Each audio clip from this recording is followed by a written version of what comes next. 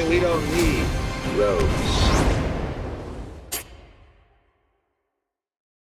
Deborah, I'm so excited to talk to you. Seriously, thank you so much for your time.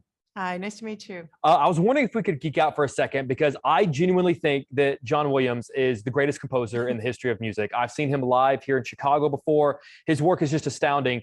How did you get him back to do a little bit of Obi-Wan? And what does that mean to you to have John Williams' music as a part of your piece? We were incredibly lucky, honestly, and so fortunate. And I think it just sort of worked out because basically he just had this very narrow window where he had a little bit of time. And I think the biggest thing and the biggest reason was because, looking at all the trilogies, Obi-Wan was one of the few characters that he had never written a theme for.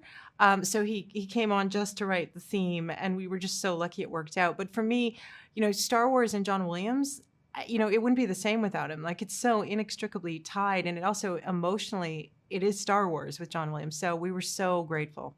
When I hear Binary Sunset, or I hear the Imperial March, or I hear Leia's theme, I hear it and it just goes, yeah, of course. Naturally, that's what that theme would be. When you heard Obi-Wan's theme, because I haven't seen it, so I haven't heard it yet, was there a part of you that went, oh yeah, this is Obi-Wan?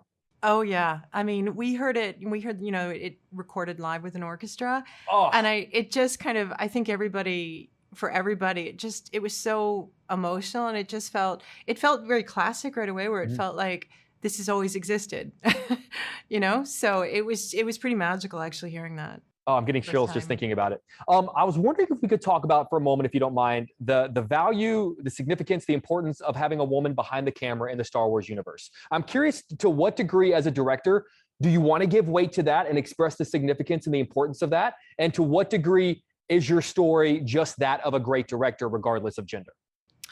I think for me, it's like I've always just first and foremost focused on the work and being a director and trying to be the best director I can. And I'm not obviously sitting there thinking while I'm doing it about too much my gender or my ethnicity. But at the same time, it's obviously important. And it's something, for me, when I came into the Star Wars galaxy, I came in through the Mandalorian, and it was a very diverse group, and we were very collaborative. So it felt that way right from the get-go with me. But I think, for me, the biggest benefit, I think, of having different perspectives like we did on Mandalorian is you get different points of view, you get people with different backgrounds, and I think it makes it more interesting. You're absolutely right. And if you don't mind, I want to talk about Mando for a second, because I want to talk about the difference in approaching a character like Obi-Wan versus a character like Mando. One is a guy that we feel like we've known for 45 years. The other is a guy who we just met a few years ago. So as a storyteller, what's the biggest difference between directing those two characters? I think the biggest difference, and especially because I was on first season, obviously, of Mandalorian, is that in a lot of ways there's more freedom, with the Mandalorian, because, nobody knows this character yet. And obviously a character like Obi-Wan, he's such a huge iconic character, and we have a huge backstory, and we know where he goes in the future. So it's a very different balance with the two. And also one has a face and one does not. That's a massive, is very significant as a director.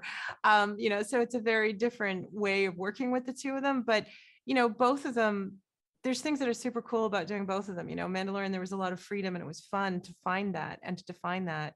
But at the same token, it's like, I get to direct OBI-WAN KENOBI. Oh, so. Like isn't that crazy that we live in a world where this show exists? Like it blows my mind. I wish I could tell like 7-year-old me that this is a thing we would get to see. Deborah, I cannot thank you enough for your time. It is beyond an honor to be able to speak with you about this. So seriously, I truly appreciate all of your work, and you're just phenomenal. So seriously, thank you so much. Thank you so much. It was a pleasure to meet you. You too. All right, take care. Bye, guys. Bye.